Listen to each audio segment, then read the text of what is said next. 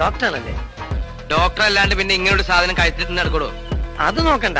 പരമശിവൻ പാമ്പിനെ കൗത്തിലിട്ട് നടക്കണില്ലേ? അത് മൂപ്പര് പാമ്പിനെ പിടുത്തക്കാരായിട്ടാ? അത് അങ്ങനല്ലേ? രണ്ടെണ്ണം. അതൊന്നു പോയി പോയാൽ മറ്റേത് ഉപയോഗിക്കാലോ എന്ന് വെച്ചിട്ടാ.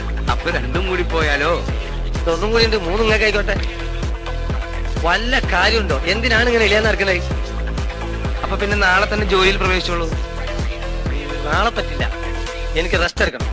വല്ലാത്ത ക്ഷീണം. ആയിക്കോട്ടെ, പക്ഷെ ഈ റെസ്റ്റ് എന്നും വേണ്ടി വരുമോ? ഇല്ല, വർക്കിംഗ് ഡേയ്സിൽ മാത്രം. എന്റെ ശമ്പളം എന്ത് പ്രതീക്ഷിക്കുന്നു? അങ്ങനെയൊന്നുമില്ല. അപ്പൊ ഒന്നും പ്രതീക്ഷിക്കില്ലേ?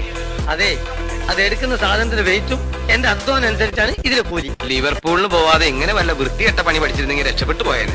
അത് നിങ്ങൾക്കൊന്നും കാര്യമില്ല. അതിന് ഇത് കുറച്ച് വേണം. തലയ്ക്ക് ഭ്രാന്ത? അല്ല, ബുദ്ധി.